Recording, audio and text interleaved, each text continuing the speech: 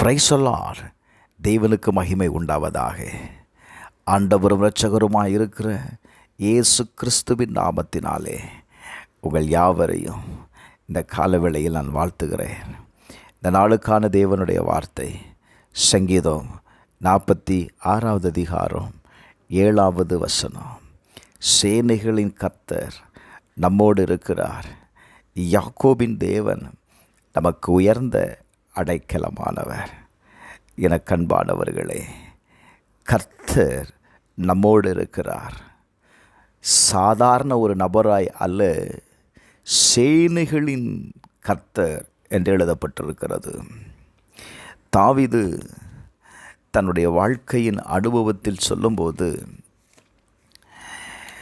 இஸ்ரவேல் ஜனங்களுக்கு விரோதமாய் பெலிஸ்தியன் எழுந்து நின்று அவர்களை ஒவ்வொரு நாளும் வேதனைப்படுத்தினார்.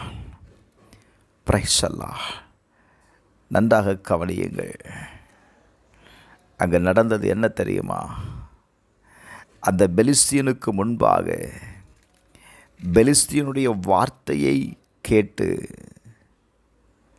பிரைஸ் தி லார்ட் எல்லாரும் கலங்கி நின்றார்கள். அந்த இடத்துல தாவீது வருகிறார். தாவீது அதை கேட்டு அந்த பெலிஸ்தியனுக்கு முன்பாக நிற்கிறதை நீங்கள் பார்க்க முடியும். தாவீது அந்த பெலிஸ்தியனை பார்த்து சொல்லுகிறான், நீ பட்டயத்தோடும் ஈட்டியோடும் கேடகத்தோடும் என்னிடத்தில் வருகிறாய், நானோ நீ நிந்தித்த இஸ்ரவேலுடைய இராணுவங்களின் தேவனாகிய சேனைகளுடைய கர்த்தரின் நாமத்தில் உன்னிடத்தில் வருகிறேன். இன்றைக்கு கர்த்தர் உன்னை என் கையில் ஒப்பு கொடுப்பார். எனக்கு அன்பானவர்களே, சேனைகளின் கர்த்தர் என்கிற நாமம், அதை நாம் பயன்படுத்தும் போது கர்த்தர் செயல்படுவதை நீங்கள் பார்க்க முடியும். எந்த காரியமாக இருந்தாலும் சரி, உங்களை கலங்க பண்ணுகிற, உங்களை வேதனை அடைய செய்கிற எந்த காரியமாக இருந்தாலும் அந்த காரியத்தை கர்த்தர் இன்றைக்கு உங்கள் கையில் ஒப்பு கொடுக்க போகிறார். எப்பொழுது தெரியுமா?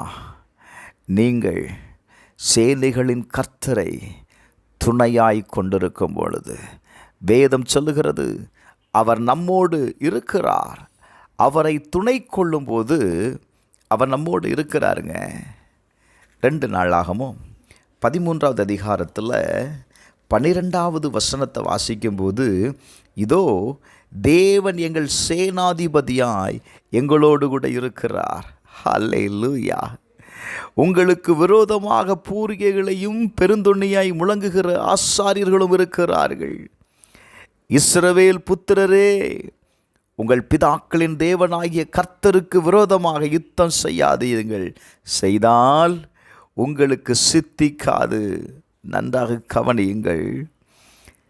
சேனாதிபதியாய் தேவன் எங்களோடு கூட இருக்கிறார். உங்களோடு கூட தேவன் இருக்கும் பொழுது உங்களுக்கு விரோதமாய் யுத்தம் பண்ணுகிறவனுடைய காரியங்கள் அது சித்திக்காமல் போய்விடும். அந்த காரியம் வாய்க்காமல் போய்விடும். இந்த காலவேளையில் கர்த்தருடைய வார்த்தையை நான் சொல்லுகிறேன். அவரை துணை கொண்டு நீங்கள் செய்கிற எந்த காரியமும் இன்னைக்கு உங்களுக்கு ஜெயமாக மாறுங்க. சங்கீதம் 9:9 வாசிக்கும்போது, சிறுமைப்பட்டவனுக்கு கர்த்தர் அடைக்கலமானவர், நெருக்கப்படுகிற காலங்களில் அவரே தஞ்சமானவர். இந்த காலவேளையில் கர்த்தர் உங்களுக்கு அடைக்கலமாய் இருப்பாராக. உங்களுடைய நெருக்கத்திற்கு பிரைஸ் தி லார்ட், தேவன் தஞ்சம் உள்ளவராய் இருப்பாராக. உங்களுடைய நெருக்கத்தை எல்லாம் மாற்றி, உங்கள் சூழ்நிலைகளை மாற்றி கர்த்தர் அற்புதத்தை செய்வாராக. இந்த காலவேளையில் கர்த்தரை துணையாய் கொள்ளுங்கள். அவர் நம்மோடு இருக்கிறார். Praise the Lord. அவர் நம்மோடு இருக்கும் பொழுது உங்களுக்கு நீங்கள் எதற்காக துணை கொண்டு இருக்கிறீர்களோ அந்த காரியம் ஜெயமாய் மாறும். செபிப்போமா? எங்கள் பரலோக பிதாவே, இயேசுவின் நாமத்தில் செபிக்கிறப்பா. இந்த காலவேளையில் கர்த்தரை துணை கொண்டு யாரெல்லாம் காரியத்தை செயல்படுத்துகிறார்களோ அந்த காரியத்தில் ஜெயத்தை தாரும். அவர்களுக்கு முன்பாக இருக்கிற, அவர்களை வேதனைப்படுத்துகிற, அவர்களை சிறுமைப்படுத்துகிற எந்த காரியமாயிருந்தாலும் சரி, அந்த காரியத்திலிருந்து கர்த்தர் விடுதலையை தாரும். ஜெயத்தை தந்ததற்காக நன்றி இயேசப்பா.